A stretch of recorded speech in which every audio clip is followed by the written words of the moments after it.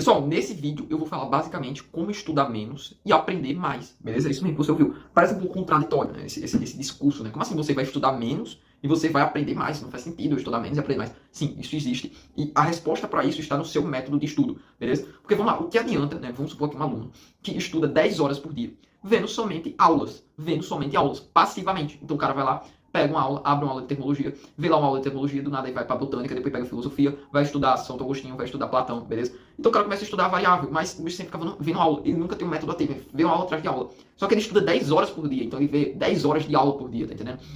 Cara, você acha mesmo que esse método que ele está fazendo é eficiente? Então, ele está estudando muito, mas está tendo uma baixa qualidade devido ao quê? Devido ao método de estudo dele. Então, quando eu falo que você consegue estudar mais e aprender menos, isso está muito ligado, está intimamente relacionado com o quê? Com justamente o seu método de estudo. Para você estudar menos e aprender mais, isso acontece. Do mesmo jeito que você pode estudar mais e aprender menos, você pode fazer o oposto. Você pode estudar menos e aprender mais. Mas aí já vai depender do seu método de estudo. Né? E qual deve ser seu método de estudo? Né? Primeiro, primeira coisa que você tem que fazer, eu já vou falar o que você não deve fazer, é negligenciar os métodos tradicionais. Beleza?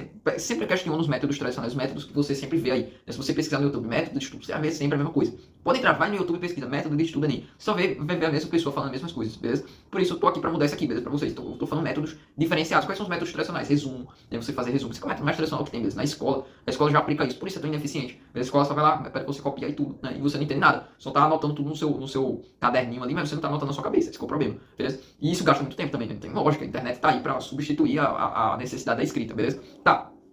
Então, beleza. Então, resumo, já é um método ruim. Né? Vamos supor outro método. Fazer só questão também não é tão método tão eficiente, gasta muito tempo, beleza? Eu já até lembro de uma questão só gasta 7 minutos, 8 minutos, principalmente questões práticas, assim, né? Já demora muito mais. E pensando aqui, né, nem as matérias práticas que são ruins de fazer. Eu até recomendo fazer questões de matérias práticas. Se você fazer questões de matérias práticas, você pode chegar no nível que você atinge o domínio da questão, que é basicamente muito importante para você poder conseguir acertar as questões do Enem. Beleza? Mas lógico que as questões você tem que ter o domínio do conteúdo, domínio do questão, mas isso aí já é muito avançado, beleza? Não posso ficar falando isso pra vocês aqui nesse vídeo aqui, beleza? Mas vamos lá. Voltando pro assunto, cara. Primeiro, você não pode ficar fazendo questões diretas, por exemplo, questões de matéria teórica, seja o pior que tem. Ficar fazendo questões de matéria teórica é o maior perda de tempo. E tem muitas pessoas que fazem, né? Então faz questão de biologia, 100 questões de biologia, pior ainda é história, cara. Faz 50 questões de história, 50 questões de filosofia, pelo amor de Deus, né? Ineficiente demais. O cara gasta muito tempo, né? Tá estudando mais e provavelmente tá aprendendo menos. Beleza? Enquanto o outro cara não, o outro cara já tem um método mais avançado, que consegue aprender muito mais, domina muito mais o assunto que ele. E se fizesse um simulado, o cara provavelmente ia acertar até mais, ia poder ter gabarito a prova, enquanto o outro lá só tá aprendendo a resolver questões. Mas lembra que matéria teórica não é simplesmente você aprender a resolver questões, e sim você realmente dominar o conteúdo. Então você percebe que